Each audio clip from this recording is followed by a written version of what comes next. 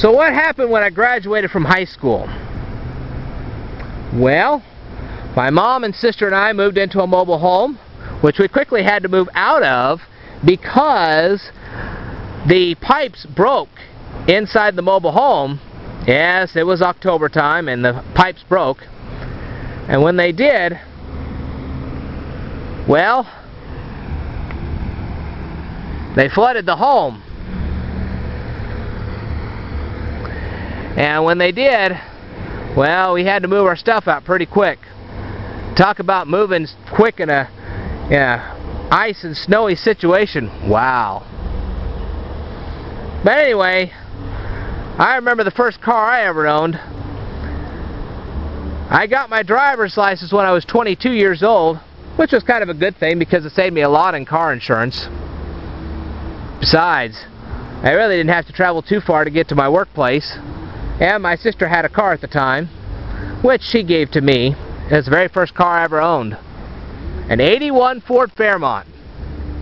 Yeah, that thing broke pretty quick. Then I ended up with a 77 Volare.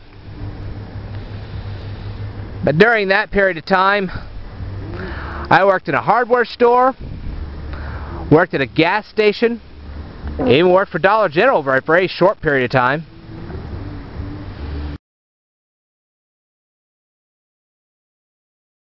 I got reunited with some of my classmates, some of which are still my friends to this day. But here's the beautiful part. I met my first girlfriend. She was beautiful. She was a redhead. And the day I met her, she was watering flowers barefoot. Well, I remembered a story from a long time ago where a relative of mine was doing the same thing and stepped on a bee. Yeah, that didn't go too good. So I told this gal not to do that. She asked me if I wanted to go out on a date. I said sure, and we got acquainted. Only problem was she was anorexic, and a year later she died of anorexia. That made me sad. But what made it worse was that in that very week another one of my friends was driving along and smashed into the back end of a tractor trailer and died. But even that wasn't the worst. No, I had an aunt that also died that same week. An aunt that gave me a frog. Yes, of course, she gave me that frog when I was 3, and yes, I still have that stuff. Well, it's that beanbag frog. It's a beanbag frog, and I still have it. And all 3 of those people that meant so much to me died in the same week in 1994. Not 1995, sorry, 1995. Anyway, they had a profound impact on me. They caused me to cherish life. I was with my late girlfriend. Right before she died, I took her out for dinner. I begged her to live, but she was so certain that she was going to die that she begged me to live on in her place.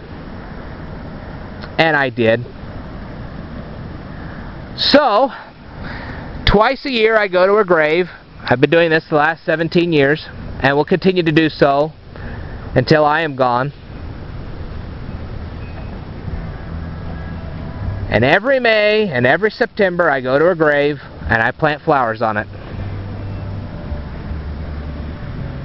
Just so that she knows she's not been forgotten.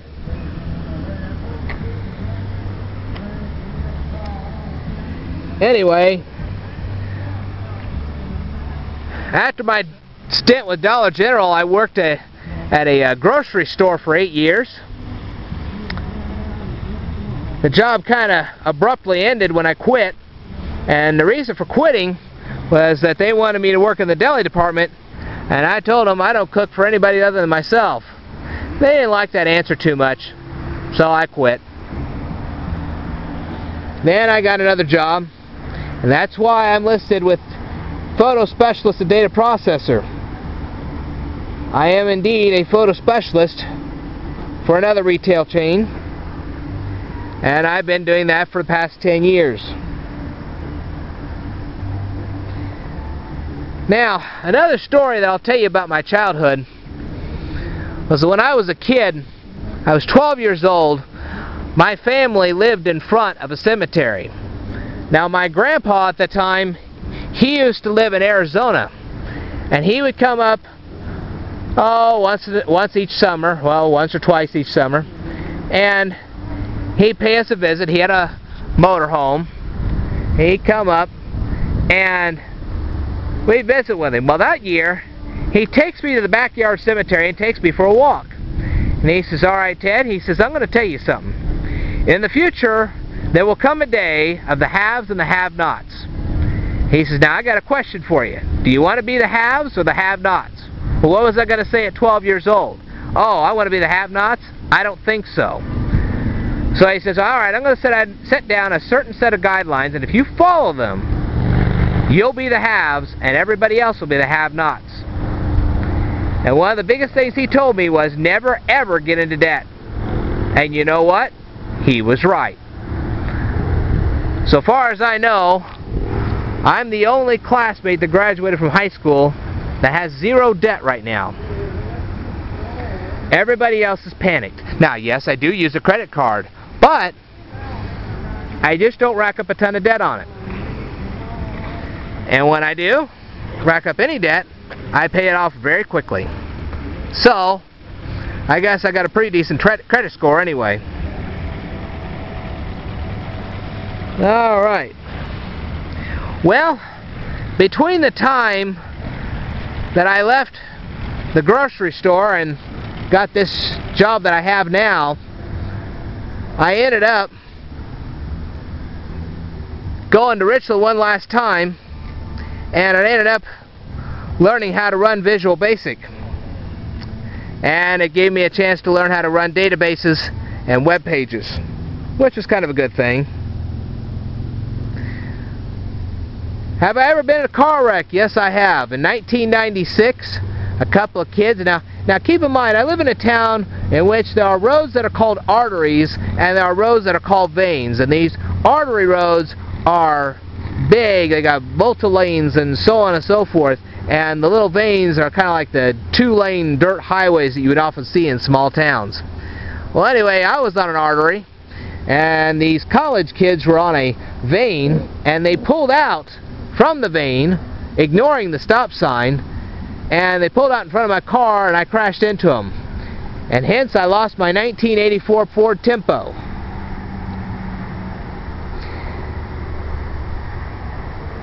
And that's how I ended up with a Pontiac 6000, which I have to say leaked a lot of motor oil. And what was worse was that when the Pontiac 6000 could no longer be fixed, well, I ended up with a Olds Cutlass Sierra that also leaked oil. Cost me a fortune in car repairs.